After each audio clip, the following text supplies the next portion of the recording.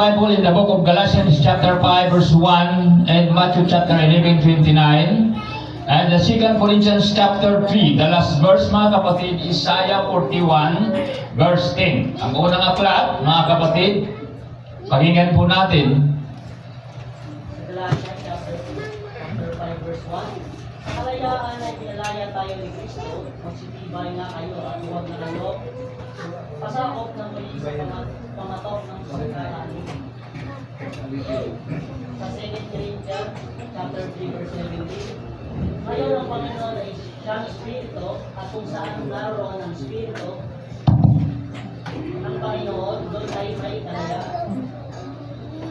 Sa Isaiah chapter 41 verse 10, huwag kang matakot, sapagkat ako'y suma sa iyo, huwag ka malupaybay sapagkat ako'y iyong Diyos.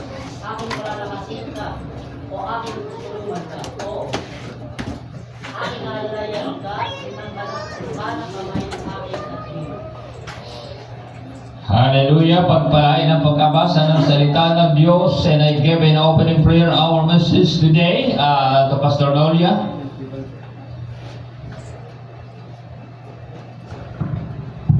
Praise God. Hallelujah. Tipukuyo ko ang ating mga ulo, tayo po'y manalangin. O mapagpalang Diyos ang manaming banal sa oras na ito, Lord. Narito po kami sa iyong mensahe, Panginoon.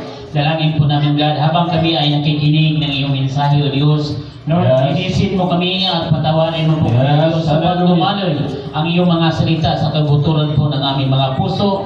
Dalangin po namin, God, na iyong gagamitin sa buhay po ni Pastor Tayagta. Patuloy mo siyang balutin sa iyong kapangyarihan, Panginoon, mula ulo hanggang hallelujah. Na kung saan ang iyong salita ay mahayag sa aming kalagitnaan, Panginoon, upang ito po ay aming masundan, O Diyos, hanggang sa muli mong pagparito, na kami po, God, ay lumalakad na may takot sa iyo.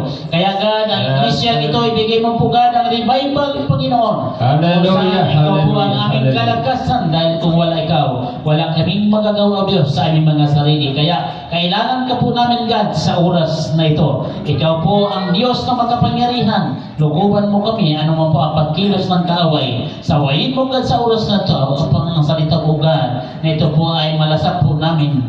Hallelujah, sa oras na ito. Ito po aming samot dalangin sa pangalan ni Jesus. Amen. Hallelujah. Maraming salamat, and you may be seated. Hallelujah.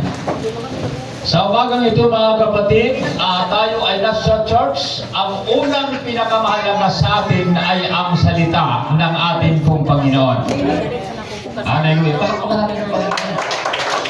Ibang palakpak na natutuwa. Ibang palakpak na panamili ka na ako, kapitilitan.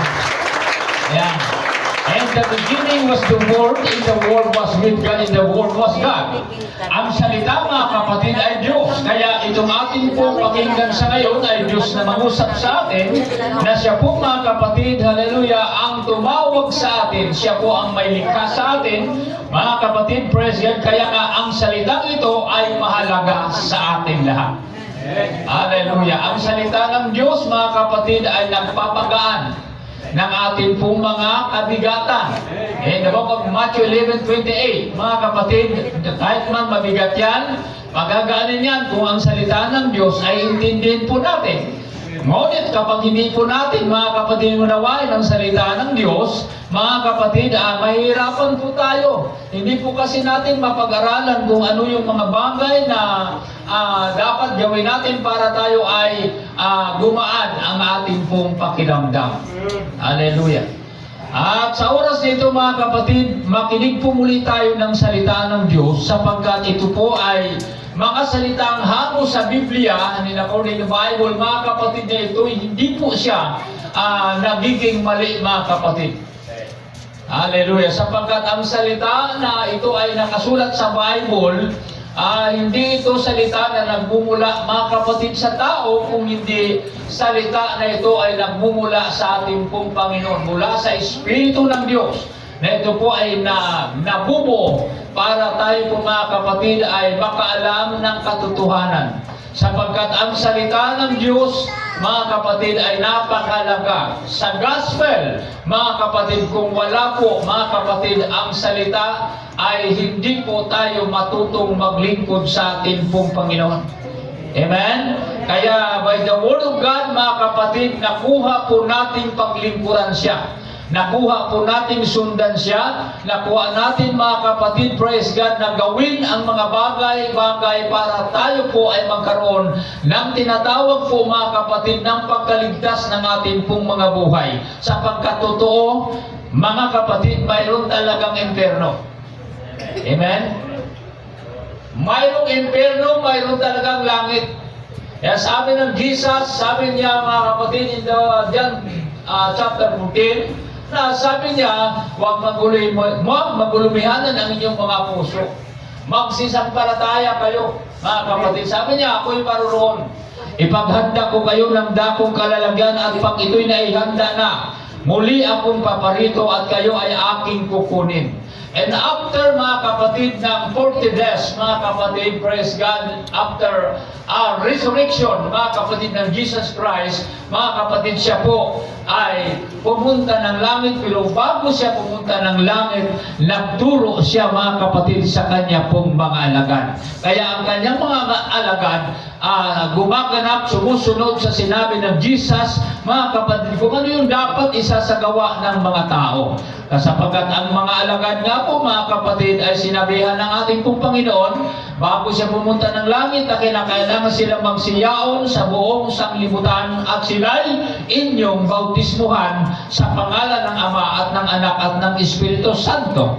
Pagkatapos noon, mga kapatid, ginawa nila yan, tinupad nila yan, kasi Pedro ay sumigaw na magsisi kayo at magbautismo ang bawat isa sa inyo sa pangalan ni Jesucristo sa ipagpapatawad ng inyong mga kasalanan. At tatanggapin po natin, mga kapatid, ang kaloob na Espiritu Santo. Kaya in the book of Galatians, mga kapatid, chapter 3, verse 27, ang lahat ng bautismuhan kay Kristo ay ibinihis si Kristo. Kaya kapag ang Kristo ay nasa atin, mga kapatid, makuha nating papurihan ang ating pong Panginoon.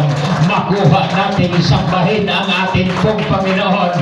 Gusto natin, mga kapatid, praise God, purihin at sambahin ang ating pong Panginoon sapagkat ang Kristo po, mga kapatid, ay sumas sa atin. Hallelujah. Kaya nga ang lahat po ng mga anak ng Diyos, yung mga taong sumasampalataya sa Kanya. Amen? Amen? Sapagkat ang sabi po ng Bible, mga kapatid, in the book of John chapter 1 verse 12, mga kapatid, sinabi sa lahat po na sumasampalataya sa Kanya ay binigyan ito ng karapatang tawaging anak ng Diyos. Amen? Masaya ba tayo, mga kapatid, na tayo po ay tawaging anak ng Diyos? O masaya tayo, mga kapatid, sapagkat tinatawag tayo na anak ng Diyos.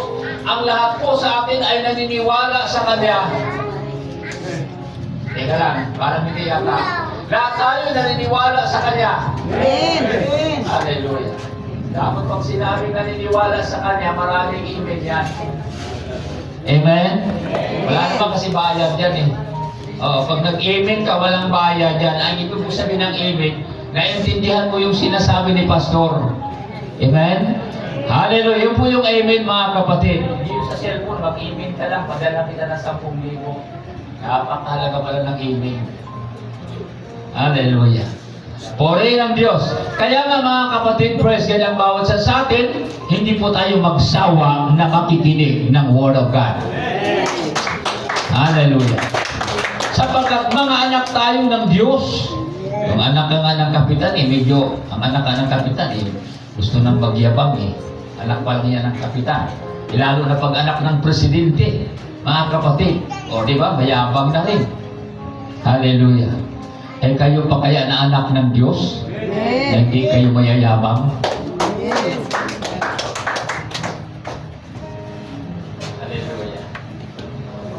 Mali yata, Pastor, ang termino na gagamit po natin.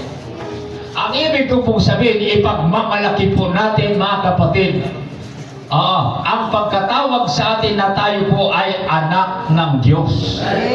Hallelujah. Hindi tayo mayabang.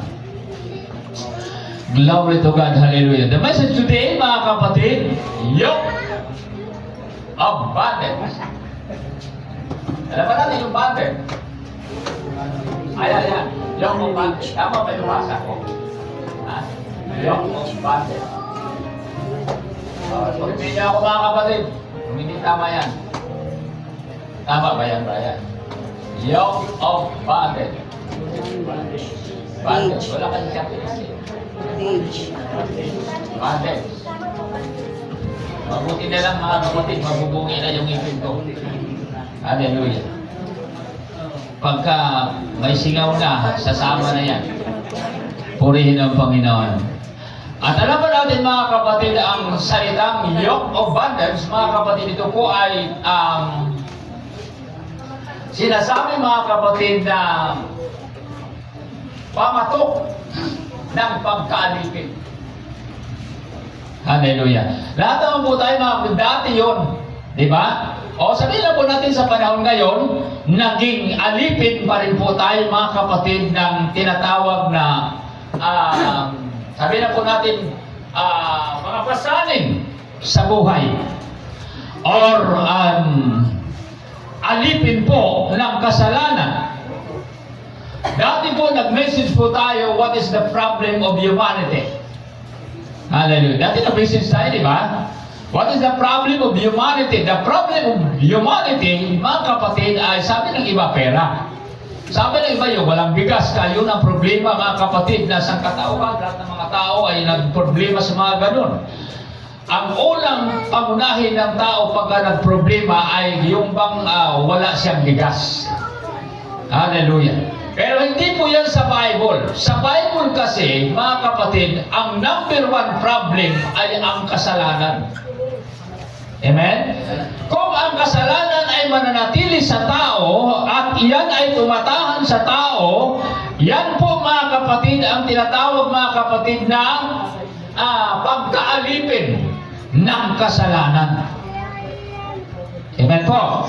Kaya kapag ang tao po ay alipin po ng kasalanan, mga kapatid, praise God, hindi siya pwede, mga kapatid, praise God, na makasunod sa kalooban ng ating pong Panginoon. Hindi niya kayang sambahin ang Diyos at hindi siya pwedeng pumasok sa simbahan. It because, mga kapatid, ang iniisip niya na siya po ay mayroong nagagawang kasalanan. Sabi niya, useless pag nag-church ako. Useless pag nag-church ako na ganitong buhay ko. Pero mga kapatid, mali po yun. Amen? Na naramdaman ng tao mga kapatid, praise God, na mayroon po talagang kabigatan. Ang salitang pamatok mga kapatid, saan inilalagay? Ang salitang yugo, kapag kalabaw ang pag-usapan, saan nakalagay? Ha? Bato? O, sa bato? Sa liog? Kaya wala namang pamatok na kalagay sa paa. Ang pamatok ay nasa liog, nasa batok, ibig sabihin mga pasanin yan. Amen? Na sinabi po ng message natin ngayon na hindi na kinakailangan na tayo po'y pakaalipin mga kapatid sa kasalanan. Kaya dapat po mga kapatid, lahat ng kabigatan na yan ay alisin sa buhay ng bawat isa sa atin para po tayo ay magiging magaan po ang ating pong pakiramdam.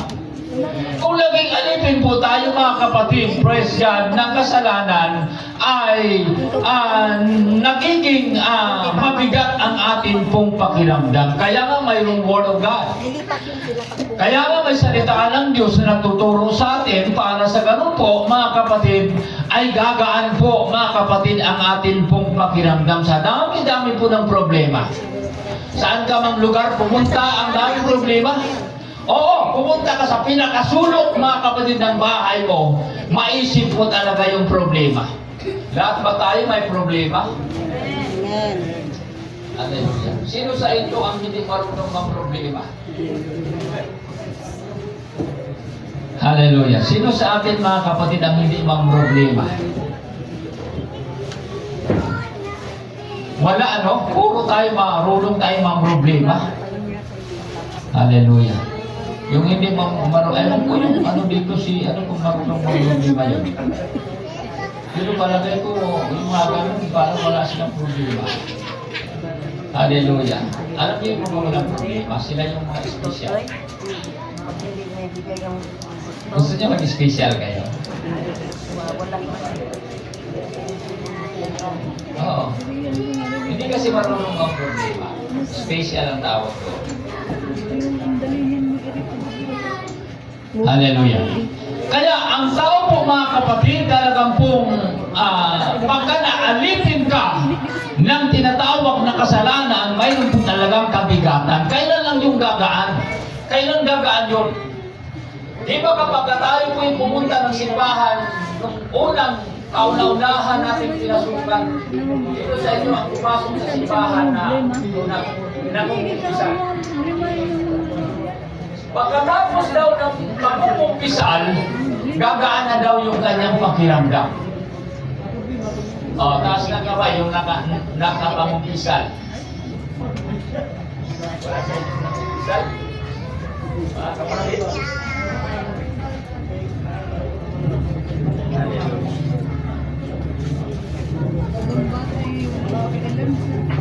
Wala na sound. Bayar na. Wala na bang iba dyan?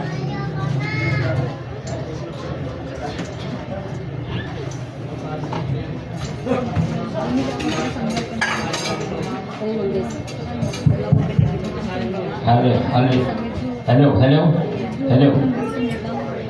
Bro. Hello. Okay na ba? Okay po.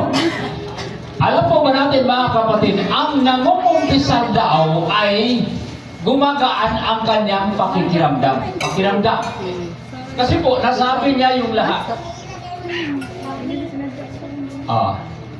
Pwede ba yung gano'n? Totoo ba yun? Pag nakapangumpisal ka, gagaan yung pakiramdam mo? Pagagaanin natin ang ating kwento mga kapatid sa dalaga at tayo sa binata. Kapag si sino pa binata dito? Si Brother Joseph na lang. Kapag si Brother Joseph gusto niya yung dalaga ba? Tapos, napakabigat talaga niya kanyang pakiramdam kasi yung nasa loob niya ay hindi niya kayang mailabas. Kaya mabigat talaga mga kapatid. Mabigat yung pong kanyang nararamdaman. Pagka naibigay na ni Brother Joseph, ilabas niya ang kanyang nararamdaman. Hello? Pag nailabas na ang kanyang nararamdaman ay gagaan na ang kanyang pakiramdam. Hindi na sabihin, kahit hindi ako sagutin, basta sinabi ko yung totoo. Pinaalam ko sa kanya na ikaw lang talaga, wala nang iba. Tapos yung nangungumpisal mga kapatid, nagsisisi yun. So kapag nagsisi ka mga kapatid, ayon sa Biblia, lahat ng iyong kasalanan ay kanya yung aalisin. Amen? In the book of Acts chapter 3 verse 19, mga kapatid, sa lahat na nagbabalik loob sa Diyos at nagsisisi ng kanilang mga kasalanan, mga kapatid, lahat na yan mga kapatid, praise God, ng kasalanan, aalisin niya ng Diyos. Kasi po mga kapatid, ang pangungumpisan o pagsisisi ay, yun po mga kapatid, ay paghingi ng tawad yan. Amen? Paghingi ng tawad. At bakit gagaan mga kapatid? Kasi nasabi mo na. Nasabi mo sa Diyos. Oo, Padre, gusto kong mangumpisal sa iyo. Mangumpisal ako ngayon. Di ba? O, saban, kamay mong gibuhat ng sala. Nakapagnakaw ako ng langka. Ako sabi ng Padre, walang problema. Asa man mo gitago? Pag nahinog ko, ayaw kong kalinte. May mga ganun mga kapatid. Pero hindi yung totoo kwento bukitan yan. Ang totoong nangungumpisal, seryoso ang kanyang usapan. Hallelujah. Ang pangungumpisal o pagsisisi ng kasalanan o pagpapahayag, mga kapatid, ay napakahalaga. Amen? So paano mga kapatid, praise God, magkaroon ng kagaanan kung hindi po tayo mga kapatid magsisisi ng ating pong mga kasalanan? Sinabi ni Pedro, mga kapatid, na magsisi kayo at magbautismo ang bawat isa sa inyo. Now, kung hindi po magsisisi ang tao, mga kapatid, ay hindi po darating ang salitang kapatawaran ng ating pong mga kasalanan.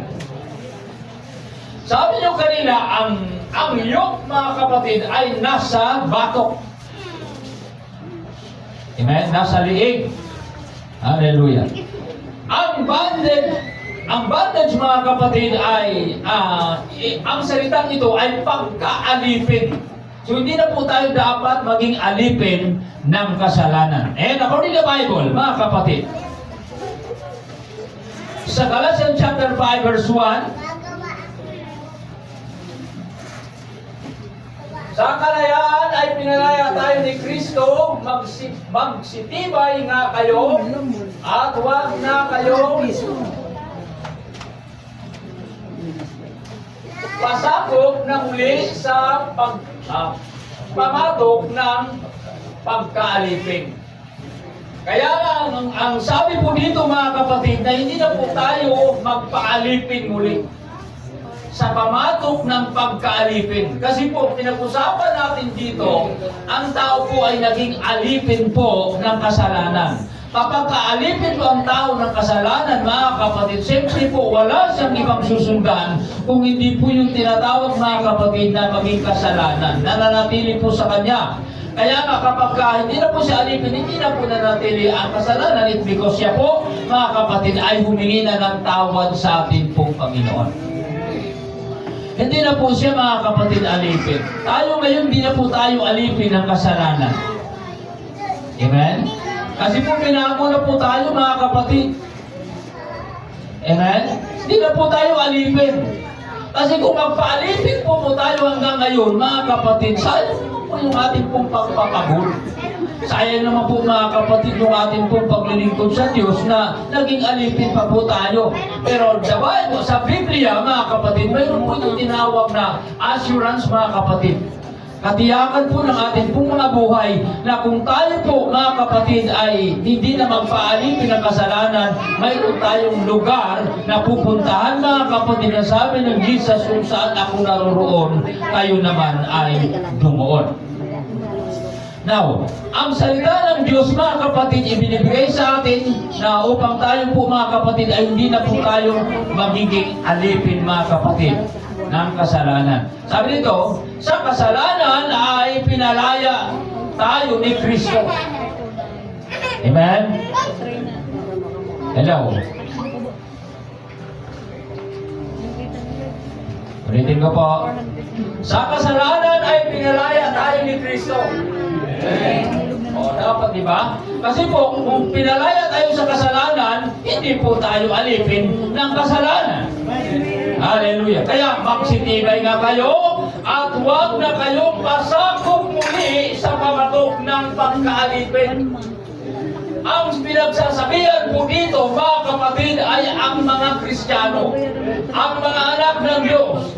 Hallelujah! Ang mga mananampalataya. Sapagkat sa lahat po na tumanggap sa ating pong Panginoon, mga kapatid, hindi na tayo ay alipin po, mga kapatid, ng kasalanan. Sa kalayaan ay pinalaya tayo ni Kristo. Amen? Magsitibay nga kayo at huwag na kayong pasakop muli sa pamatok ng pagkaalipin. Kaya hindi na po tayo, mga kapatid, magpasakop doon. Kasi alam na po natin yung katotohanan. Sa Biblia, sa nakaalam po sa paggawa ng mabuti at hindi na ginagawa ay kasalanan. Kaya wag na po tayo magpasakop, mga kapatid, sa pamatok, mga kapatid, ng kasalanan. Ang bilin po dito, mga kapatid, ay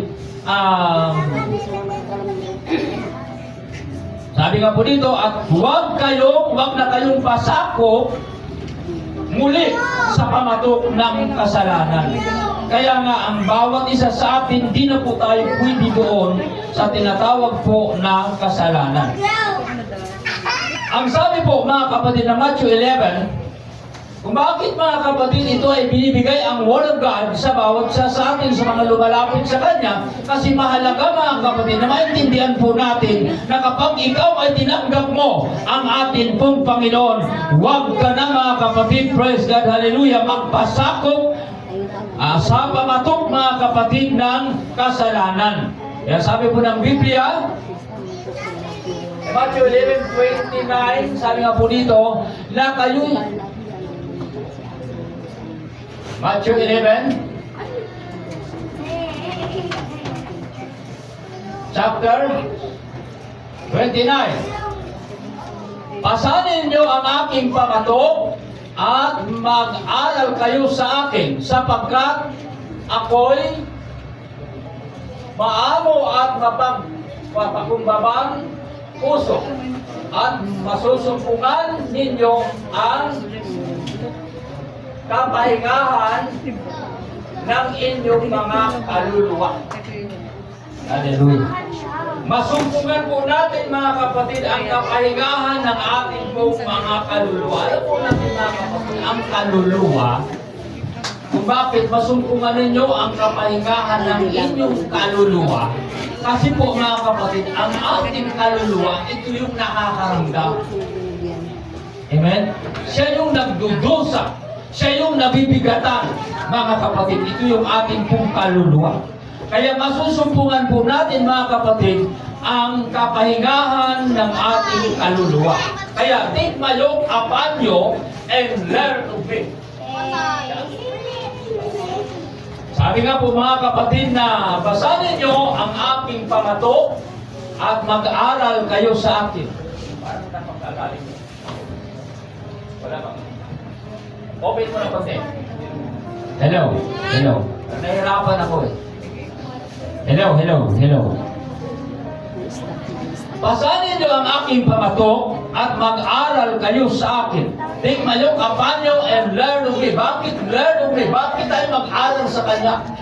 Kasi po, kung tayo makikinig ng Word of God, makinig tayo ng Kanyang mga salita, yan po mga kapatid, praise God, hallelujah, ay magiging magaan at matutunan po natin mga kapatid ang Kanyang mga salita at tayo po mga kapatid, hallelujah, ay magkaroon ng kapahingahan, kagaanan ng ating pong mga kaluluwa.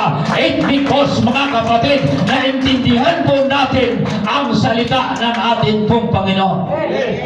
Bakit sinabi tayo, kapano learn of me? Bakit sinabi niya, mga kapatid? Kasi po, sa Kanya po kasi mga kapatid ay lahat ay nandoon po yung lahat ng mabuti. Walang masama doon. Kaya sabi niya, take my yoke upon you and learn of me. Mag-aaral kayo sa akin. Kaya lahat ng mga salitaan ng Diyos, sinusubaybayan po natin yan. The 2 Corinthians chapter 3 verse 17, now the Lord is the Spirit, mga kapatid. Ngayon mga kapatid, siya ang Espiritu. Nasabi po ng Bible na kung saan ang Espiritu ay doon may kalayaan. Sabi mo?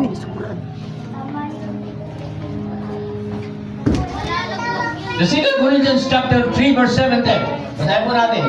Ngayon ang Panginoon ay siyang Espiritu.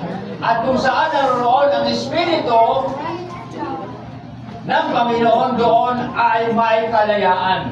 Kaya alam po ba natin mga kapatid na kapag kung saan ang Espiritu, mga kapatid, doon po ay may kalayaan. Hallelujah. Ngayon mga kapatid, now the Lord is that Spirit, mga kapatid. Ngayon ang Panginoon ay siyang Espiritu. Ngayon kung saan ang Espiritu, doon ay may kalayaan. And the Bible says, in our body, mga kapatid, ito po ay templo ng Espiritu ng Diyos. O kapag ang Espiritu ng Diyos ay nasa atin, naging malaya po tayo. Amen? Kapag tumahan sa atin ang Espiritu ng Diyos, maramdaman po natin, mga kapatid, ang presensya ng Panginoon. Magaan tayong gumalaw, mga kapatid. Mas magiging masigla po tayo. Because ang sabi ng Bible, kung saan naroon ang Espiritu, doon ay may kalayaan. Kung ang Espiritu ng Diyos ay suma sa atin, hindi na po tayo nagagapos. Amen? Nakakalag po tayo, hindi tayo alipin ng kasalanan sapagkat ang Espiritu ng Diyos, mga kapatid, sabi ng Bible, kung saan nandun ang Espiritu, doon ay may kalayaan. Kaya hanapin natin, mga kapatid, yung may Espiritu ng Diyos. Hallelujah. Tiyak doon, mayroon po doon, mga kapatid, na kalayaan. At kapag malaya ka, ang tawag doon ay hindi ka bilanggo. Kapag malaya ka, ang tawag doon ay hindi ka gapos. Hallelujah. Kapag malaya ka talaga. Ano man ang pinagagawa sa iyo ng Diyos, kaya mong gawin. It because ang Espiritu ng Diyos ay tumatahan sa atin at naging malaya po tayo. Kaya huwag kayong magtataka. Bakit ang mga kapatid natin, mga kapatid, sumasayaw? Nagpupuri sa ating pong Panginoon. Lumulundag sila, mga kapatid. Nagpupuri sa ating pong Panginoon. Ibinigay nila ang kanilang mga boses. Nagpupuri sa ating pong Panginoon. Malaya silang magpuri sa ating pong Panginoon sapagkat ang Espiritu ng Diyos ay sumasa kanila. Kung saan naroon ang Espiritu ng Diyos, doon po ay may kalayaan. Ibig po sabihin, hindi ka nagagapos. Amen? Hindi ka nabibilang mo. Pero kami mga kasama, mga kapatid. Sa grupo namin. Hallelujah. Kahit pa anong lundagan yan, ay hindi sumabay. Kapag hindi po tayo, mga kapatid, magpuri sa ating pong Panginoon. Hallelujah. Nagagapos po tayo, mga kapatid, ng kaaway. Kung hindi tayo makagalaw sa ating desisyon na kung paano natin paglingkuran ang ating pong Panginoon, tandaan po natin, wala ang Espiritu ng Diyos sapagkat tayo po ay naggapos, mga kapatid, ng alipin ng kasalanan. Hallelujah. So dapat, mga kapatid, praise God, patunayan po natin na tayo ngayon ay malaya na. At magsabing malaya na ako. Hindi na ako maglayas-layas. Diyos ko sa ako.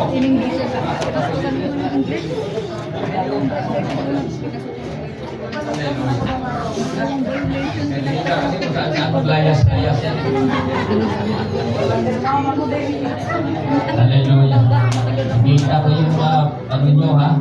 At kita ko sa Kristo. Malaya, mga kapatid. Kung sa mag-asawa, Brother Joey, kung pagbabawalan ka ni Sister Josephine, Sister Josephine, pagbawalan ka ni Sister Josephine, ang tawag sa iyo, hindi ka makalabas sa bahay mo, ang tawag sa iyo ay nabilanggo ka sa batas ng asawa mo. Amen? Bilanggo. Kasi paano ka lumabas ay pinagbabawalan kang lumabas. Ang tawag doon, mga kapatid, ay bilanggo siya. Hindi siya malaya. Hindi kagaya ni Brother Richard. Wow! Pag sinabi na layas ako sa libro, Sister Denise, sino layas ako? Ang tawag doon, Brother Richard, hindi ka malaya. Malaya ka. Kahit anong gawin mo, okay lang. Malaya ka. Sabi ko, pinagagaan ko lang ang usapan natin. Sa Biblia, mga kapatid. Hallelujah. Kung totoo na tayo naglilingkod sa ating Diyos at mayroong Espiritu na tumatahan sa atin, hindi po tayo, mga kapatid, nabibilanggo. Malaya tayong sumunod sa kalooban ng ating pong Panginoon sapagkat ang sinabi ng Jesus, mga kapatid. Hallelujah. Sabi ng Bible, mga kapatid, now the Lord is that Spirit. Hallelujah. Ngayon, ang Panginoon ay siyang Espiritu. And the book, of John chapter 4 verse 24, ayon sa Biblia, ang Diyos ay Espiritu.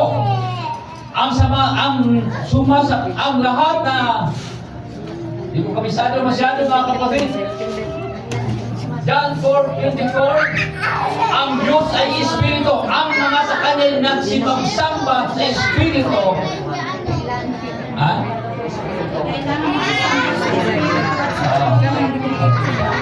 Okay, basahin natin. Ang Diyos ay Espiritu at ang mga sa Kanya na nagsisamba ay kinakailangan magsisamba sa Espiritu at katotohanan. Ngayon, ang Espiritu ng Diyos tumatahan sa atin, kaya kailangan na tayo po ay hindi na po gaapos mga kapatid ng mundo.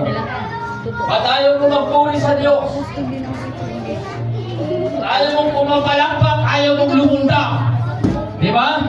Kasi po, nakita ni Bishop, hindi talaga kahit pa nung lumunda, Brother Gideon ng mga ating evangelist. Hindi talaga pwede. Pagtayo ni Bishop, sabi niya, malaya na tayo ngayon. Kung totoo ikaw ay na kay Kristo, malaya ka na, pinalaya ka na. Bakit hindi ka makapagpuri sa Panginoon? Sabi nung nag-meeting kami ulit, doon sa kayo, ay talagang nagpupuri na sila. Nasirmunan eh. Nasirmunan. Nagpupuri na sila. Sabi ko kay Pastor Rolia, tingnan mo Pastor, nagpupuri na. Di ba dati nakatayo lang yan? Pero ngayon, ay talagang nagpupuri na rin sila. Eh kasi po nalaman po nila sa Biblia. Hallelujah. Kaya nga mga kapatid, kung minsan pag hindi po natin alam, natural mga kapatid, siyempre parang ayaw natin gawin. Kapag nakakahiya. Nakakahiya. Alam mo yung nakakahiya? Pag nag-isip mo, nakakahiya. Gapos yan, mga kapatid. Nagagapos ka ng pride. Hallelujah. Dapat mga kapatid, praise God, ay marunong tayong magpuri sa atin pong Panginoon. At kung bago ka sa Panginoon, natural, bago ka eh. Hindi ka naman matagal na naglilingkod sa Diyos. Kailan ka lang naman pumasok sa simbahan. Hindi mo pa naintindihan yan. Natural yan, mga kapatid. Parang nagagapos. Pero, mga kapatid, kung ikaw ay isang buwan, kung ikaw ay ilang taon na naglilingkod sa Diyos, na wala ka pa rin nalalaman, mga kapatid, hallelujah, parang ikaw ay nagagapos talaga, yun po ang problema. Kasi po, hindi po talaga tayo pinalaya. Dapat, mga kapatid, tayo po ay magiging malaya po tayo. Hallelujah. Yan, sabi po ng last na ating pong binabasa, mga kapatid, sa Isaiah 41:10. Hallelujah. Lahat sa ating mga kapatid, sumampalataya sa ating Panginoon. Lahat tayo ay naglilingkod sa Diyos. Na kahit man may trouble sa buhay, kahit man po ang dami po mga kapatid, praise God, ng mga suliranin, bumabalik po tayo sa gawain ng ating pong Panginoon. Kasi po, ang sabi po ng Bible, mga kapatid, Isaiah chapter 41 verse 10,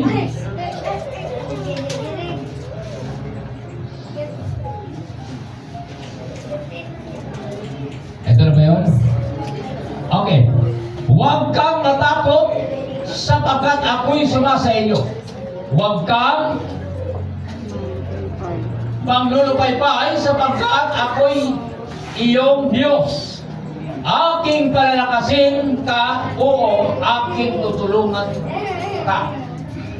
Aking alalayan ka ng kanang kamay ng aking katulad. Ang unang binabanggit po dito, mga kapatid, sa banal na kasulatan, just hold into His promises. A promise. Kaya kailangan, mga kapatid, na tayo po'y maniwala, mga kapatid, praise God, sa Kanya pong mga pangako. Panghawakan mo lang ang pangako niya. Kung kapag ka ikaw ay naniniwala sa kanyang pong mga sinasabi, magiging malaya po tayo mga kapatid. Lahat mga kapatid, praise God, na mga tinatawag mga kapatid na pagkaalipin at lahat ng kabigatan ay maaalis. Sapagkat ang hamon dito na ang tao po ay dapat siya po ay magtiwala sa ating pong Panginoon. Amen? Panghawakan natin mga kapatid. Kaya just hold and to His promise. Hallelujah. Panghawakan mo lang ang kanyang pangako. The promise of God ay napakabuti mga kapatid. Amen? Kaya nga tayo nagsisiksikan sa simbahan. Kumisa naisip ko nga kanina, sabi ko maliit talaga ang simbahan. Kung lahat yan ay nakikita kong mga kapatid, kung gagalaw yan sila, hindi talaga magkasya. Kaya maliit po yung church po natin. Hallelujah. Kapag ang pag-usapan natin, Brother Darwin, yung pong tunsoy, hindi na sirong-sirong ha, tunsoy. Kapag ang tunsoy ay nag-ipon-ipon, pag gansinik pa ni Satanas, hindi ko naman sinabi Satanas ka. Kasi nangunguha to eh. Nangunguha to ng tunsoy eh. Pagka nag-ipon ng isda, pagka sinalok mo yan, talagang, ang dami po talagang makukuha. Di ba? Ang dami makukuha, pero kapag kalat-kalat yan, Brother Timio, kung saan ang pag-usapan, ilan-ilan lang ang masasalok mo. Oo. Kaya mas maganda siguro, mga kapatid, malaki talaga ang simbahan. Dahil kung si Satanas ay magdala ng salok, mga kapatid, ilan-ilan lang makukuha.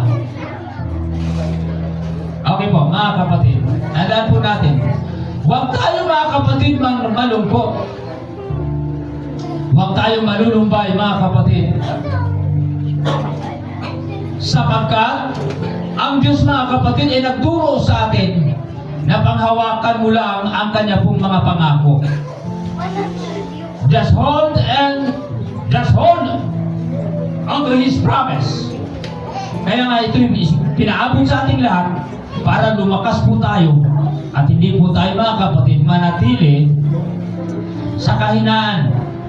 Yan, sabi nga po, kaya nga tayo ay lumago. Hindi po tayo mga kapatid mananatili, hallelujah, sa mga kahinaan. Lumalago po tayo mga kapatid. Kung ano po yung dapat ating isasagawa sa ating pong Panginoon, na para tayo mga kapatid lumalago ay gagawin po natin yan.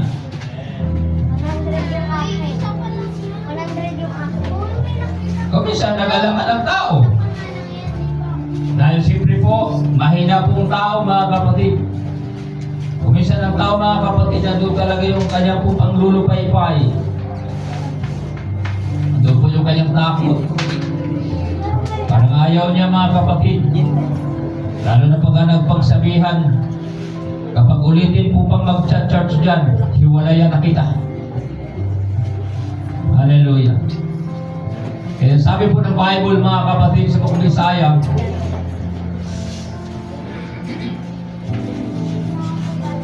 do not be afraid. I am with you. Kung naniniwala ka sa ganito po mga salita, lumalakas po tayo mga kapatid. Lumalakas yung ating loob. Huwag ka matakot, ako'y sabi ko natin, kasama ko. Lahat magsabi, kasama ko. Hallelujah. Sabi ng Jesus, sabi ng Panginoon, huwag ka matakot. Hallelujah. Ako'y sumasayo. Ay, di po tayo dapat mangangamba. Hindi tayo dapat manghihina. Amen?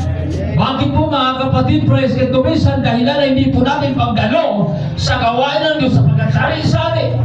Natatakot ka, ganito ka, natatakot ka, wala kang pera, natatakot ka mga kapatid, uwi mo, wala kang bigas, wala kang isasaing. Hindi dapat ganun mga kapatid. Kung ang Espiritu ng Diyos ay sumasa atin, naging malaya po tayo mga kapatid. Amen. Hallelujah. Kaya huwag kang matakot. Ako'y sumasayo, ang sabi po ng Bible.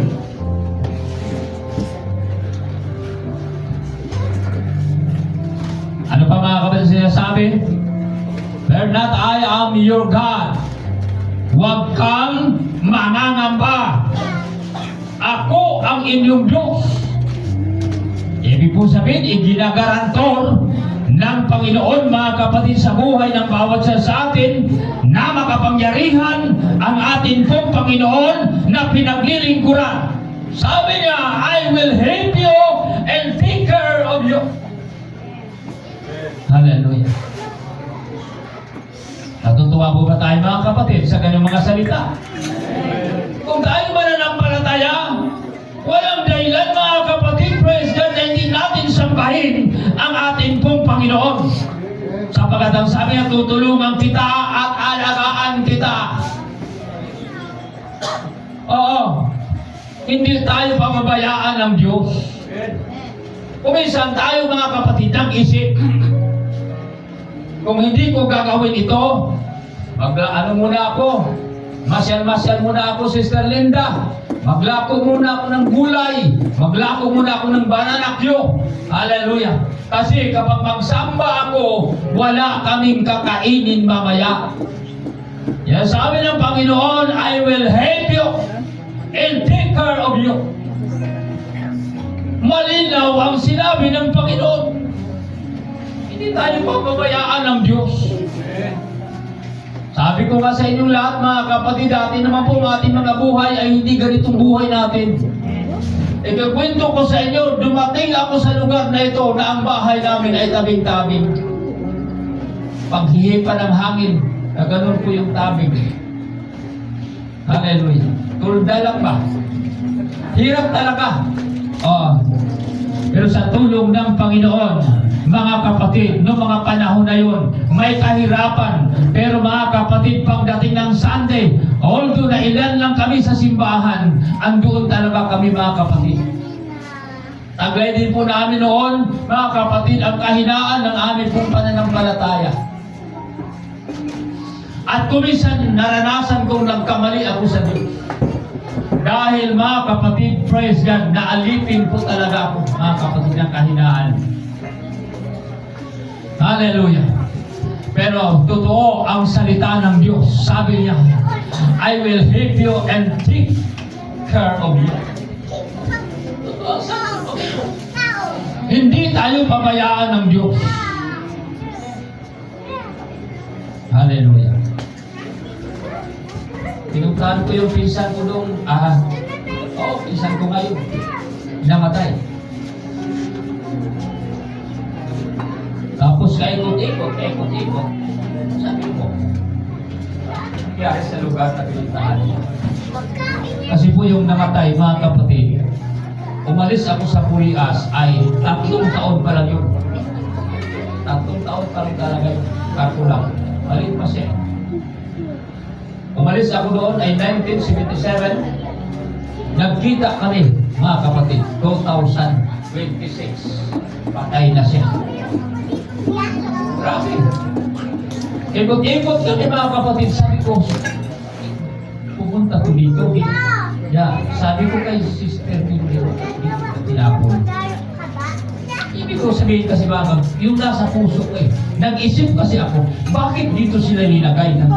Bakit dito ito tinapon? Kasi po mga kapatid, sa hirap po yan ng buhay.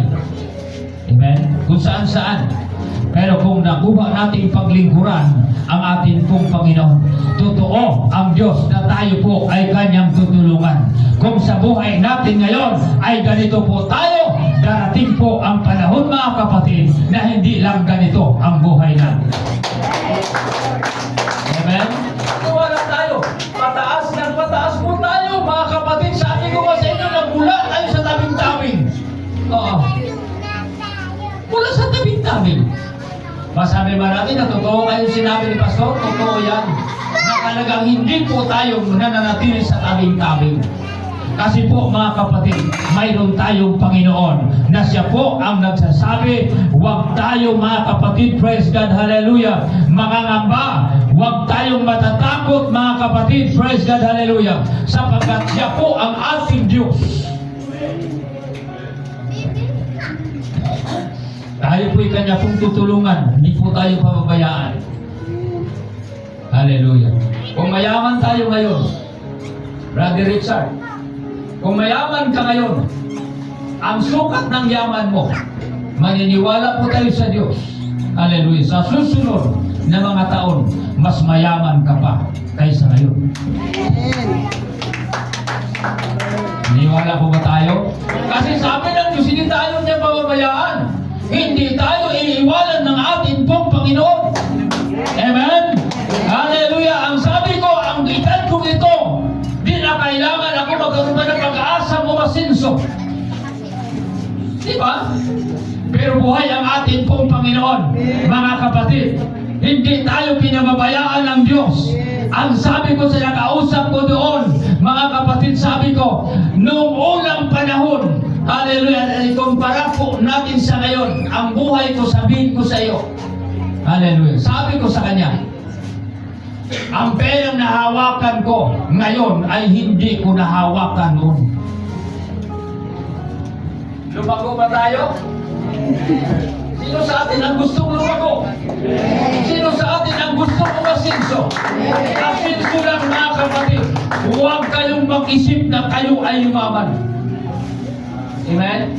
Dahil ang sabi ng Bible, baka kayo ay mga hulog sa tukso. Amen.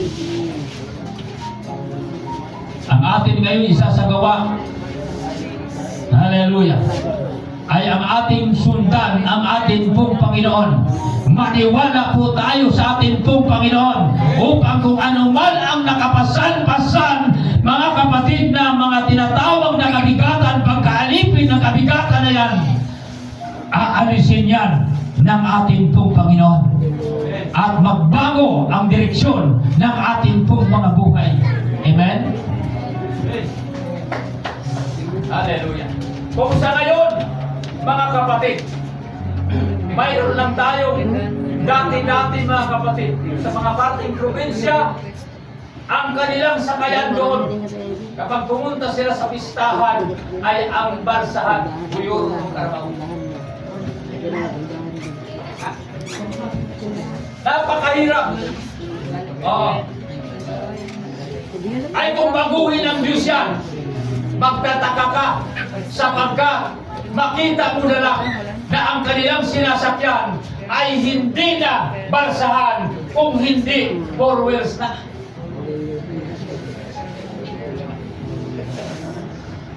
Tapos ang mga barsahan ngayon kay may four wheels na rin. Ibig kong sabihin, mga kapatid, sabihin ko natin, yung mag-agarang sasakyan. Pwede bang gawin sa iyo ng Panginoon yan? Gusto ba natin na manatili tayo ng ganito? Minsan magpuntang bayan, minsan sabi ko, one bar na lang, malulubat na ako nito, kaya mag-minor-minor na lang ako. Oo. Kasi malulubat na, mag-minor-minor na lang. Sister Marian, darating ang panahon, kung gustuhin mo, mag-fortuner ka na pupunta sa inyo. Tapos ang tawag sa inyo ay Ma'am Marian. Hallelujah. Kasi yung po mga kapatid, praise God, ang patunay na ikaw ay hindi ka talaga pinababayaan ng Diyos. Sabi ng mga kapatid, don't worry. Huwag kang mangangamba. Tulungan kita. Hindi naman si Pastor ang may sabi niya. Ang Panginoon ang may sabi niya. Amen? I will hate you. May nangako sa Sister Linda, halimbawa, pangakuan ka ng mayor. Di ba, natutuwa ka? Mayor lang yun. Natutuwa ka na. Sabi ni Sister Linda na wala daw cellphone niya. Sanabi ng mayor.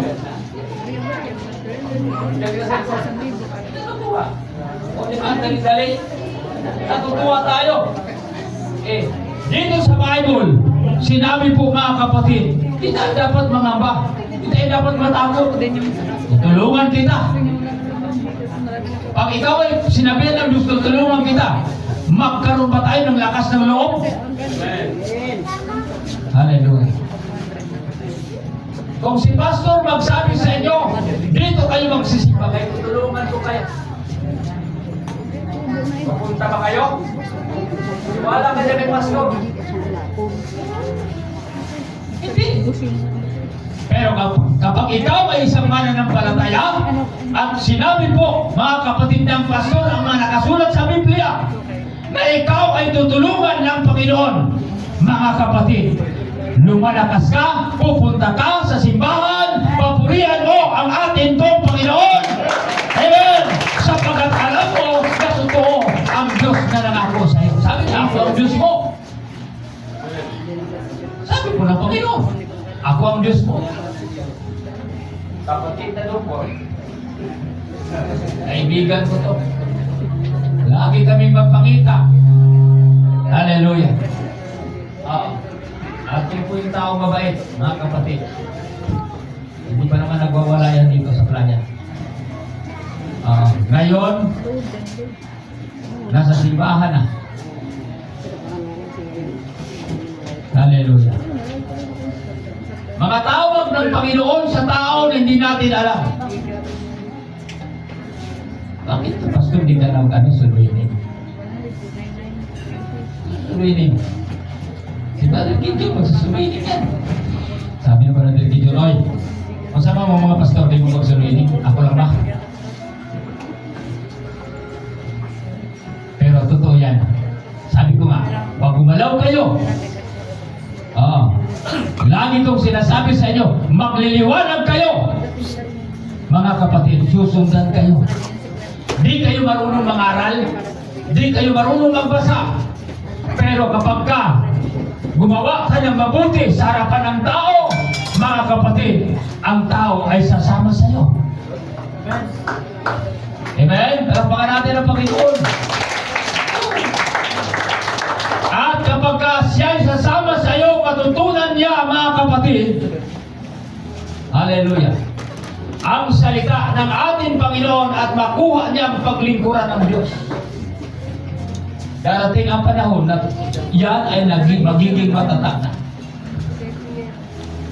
Kung noong unang panahon, naglingkod ako sa Diyos, mga kapatid, dahil sa gusto kong pasagutin ang anak ng pastor. Hallelujah. Salamat at pinatibay ako ng Panginoon. Ay kung hindi ako pinatibay ng Diyos, sakit ako sa ulo ng asawa ko. Pero swerte, dahil mga kapatid, praise God, totoo ang Diyos na tumawag sa akin. Hallelujah. Na pwede na akong magsasabi, mga kapatid, na kahit hiwalayan ko ba ako, maglingkod pa rin ako sa aking Panginoon. Hindi naman ako hiwalayan. Hallelujah. Brother Richard, pag tumibay ka sa Panginoon at sabihin ka na kung ano-ano, sabihin mo, kahit anong kung gawin mo, ano bang sasabihin mo sa akin, hindi ako aatras, maglilingkod ako sa aking Panginoon. Pinatibay tayo, pinalakas tayo, pinalago tayo ng ating pong Panginoon. Kaya yan yung kailan, mga kapatid, praise God, hallelujah, sa panahong wala na ako sa oras, nandyan pa rin kayo. Let us stand, everyone.